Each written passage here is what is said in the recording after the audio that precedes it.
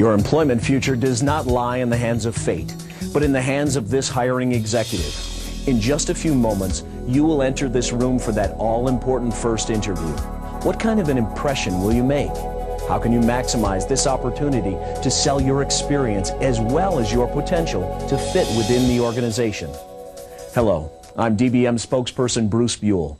This video, I Speak Your Language, answers each of those questions and more. The truth of the matter is this: you can control the impression you make, and all it takes is a rudimentary understanding of the principles that govern our behavior and that of the person with whom you are interviewing. From body language to basic communication style, the signals are there if we know how to read and interpret them. In this video, we'll examine some of the generally accepted behaviors and clues that will help you identify and react to the communication styles you're most likely to encounter during your job interviewing process. Dennis, nice to meet you. Thank you very much for seeing me. I really appreciate the opportunity. Oh, you're welcome. Please, have a seat. Thank you. I'd like to begin by explaining a little bit about the process that we have in place for interviewing candidates like yourself. It's not difficult to imagine yourself in this situation, but what happens next? That depends on the personal style of the interviewer and your ability to interpret and react to it. It's not as complicated as it seems. We do it unconsciously every day. The information in this video is based upon the theories of the noted Swiss psychoanalyst Dr. Carl Jung. His theories examine the 4 key elements of communication: intuition, feeling, thinking, and sensation. These elements can be used to characterize 4 different general communication styles: intuitor, feeler, thinker, and sensor. We each have the capacity to display all of these styles, although we tend to favor one dominant style, the one that feels the most natural or comfortable to us. In this video, you will learn to recognize your own communication style as well as the styles of others by observing important patterns and clues. This will enable you to communicate more effectively with others by learning to adapt your communication style when necessary. Let's start with a brief description of each of the 4 communication styles, starting with the thinker. Thinkers are often highly effective in organizing themselves and others to research and plan. They're motivated by logic and systematic inquiry.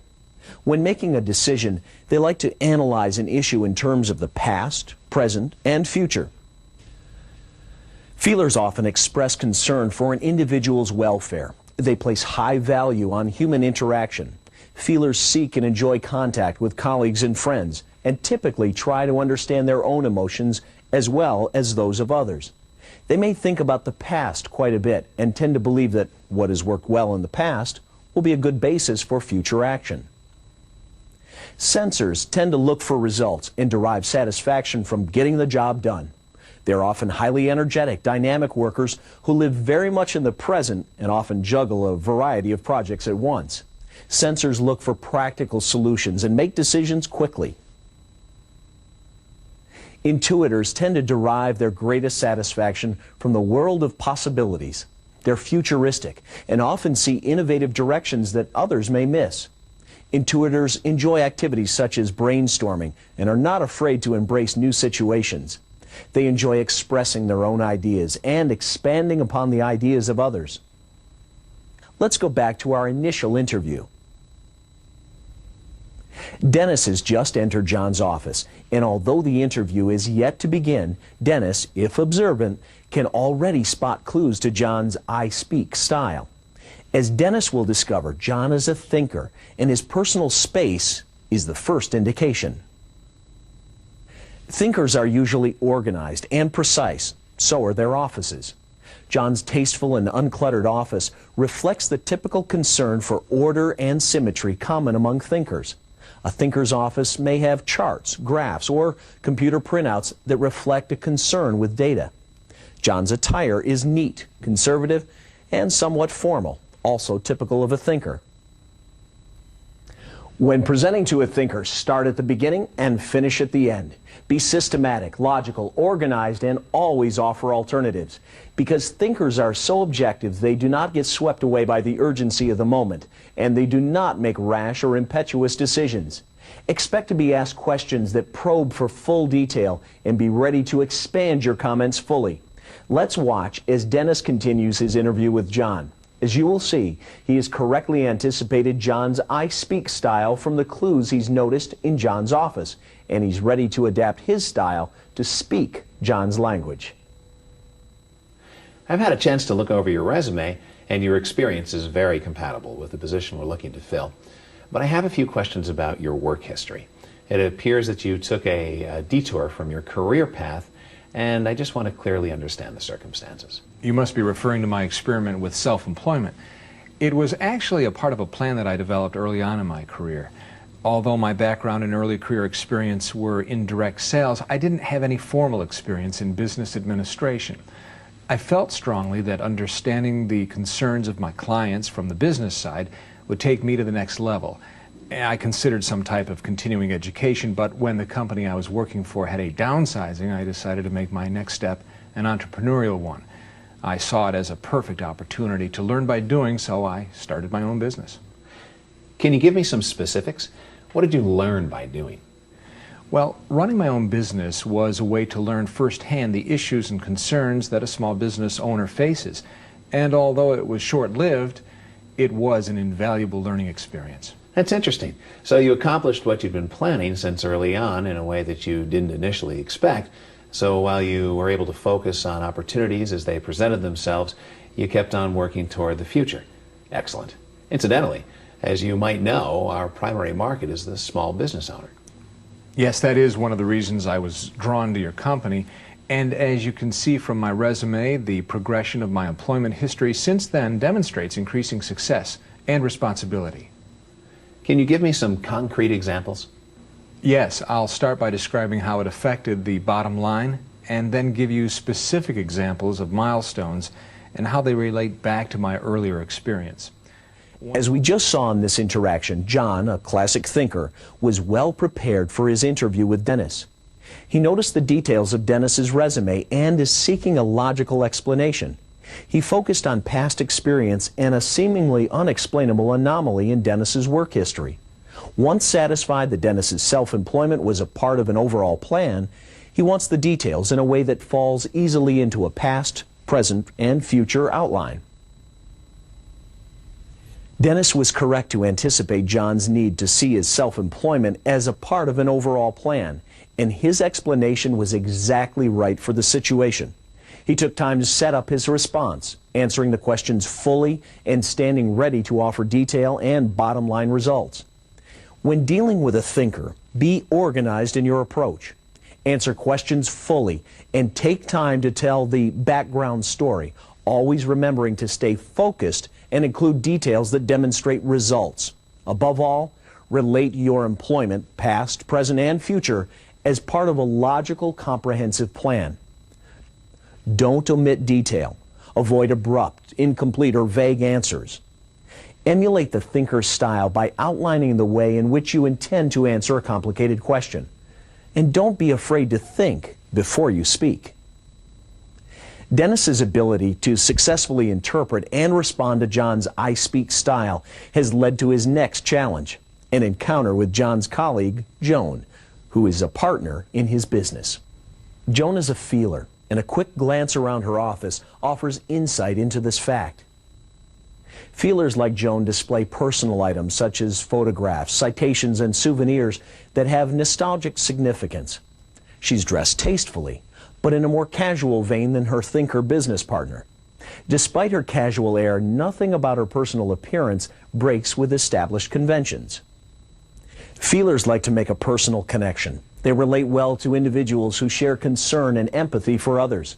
Whereas John, the thinker, showed no apparent interest in the candidate's personal attributes, Joan demonstrates a keen interest in them. This does not mean that she is not carefully evaluating his responses.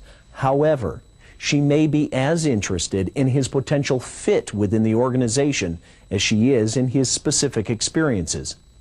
Dennis must approach this interview with just as much care as his interview with John. Let's see how he handles the situation. Dennis, I've really been looking forward to our meeting today. I hope the traffic wasn't too bad. Not at all. Actually, I did have to bypass that construction on Route 5. Oh, yes, that can be a hassle. You know, they said it was only going to take a month, and that was last spring. I hope it wasn't too nerve-wracking for you. Not at all, but thank you for your concern. Well, I've heard an awful lot about you from John, and we are very impressed with your work history. But, as you know, there are several applicants for this position, and what I'm doing is taking the time to get to know each of you a little better. Now, why don't you start by telling me a little bit about why you're interested in working for us? First off, it seems to me that my talents are a good match for the job. With that said, I think this would be a great company to work for. You really seem to care a lot about your colleagues and customers as individuals, as well as getting the job done, and that's important to me. Well, judging from your resume, I would certainly agree that your talents are a match for this job, and you're right. We do care about our customers and our colleagues on a personal level. That's why we're so very careful in our hiring process. I like to think that we're hiring people rather than resumes. So, why don't you tell me a little bit about what kind of transition you'd need to make in order to adjust to the culture here? Okay. Although I was very successful in my previous job, I'm looking for an opportunity that will allow me closer collaboration with my colleagues and customers. Sometimes in a corporate setting, the bureaucracy makes that a little difficult. My research shows that that's not the case here at all. In fact, you offer the kind of supportive environment in which I feel I would be able to make a significant contribution. What kind of contribution do you think you could make, Dennis? Well, when given the opportunity in the past to work as a part of a team, I've demonstrated leadership ability, as well as the ability to collaborate across departmental lines. I think that's what you're looking for here. That's exactly what we're looking for. Dennis's mastery of the I Speak principles has won him another victory. He has correctly anticipated the kinds of answers to which Joan will respond favorably. By focusing his answers on the importance of people as well as achieving results, he has demonstrated his ability to act as part of a team and to function as a concerned and caring employee. Dennis's qualifications are clearly evident in his resume. The added dimension important to Joan shows Dennis to be an astute, sensitive individual who works well with others while achieving business objectives.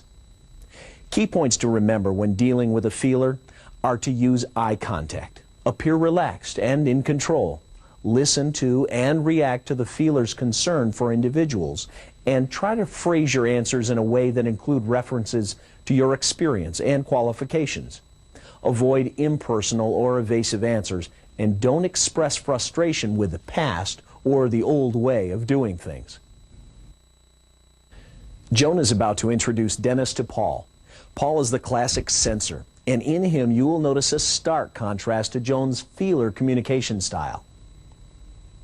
Paul, the censor, is full of energy and enthusiasm. He's a shirt-sleeves individual with the objective always in mind and an ability to work within tight timelines. He seems to have his hands in everything that is happening at his company, and with good reason. Censors are people who excel at juggling many projects at once.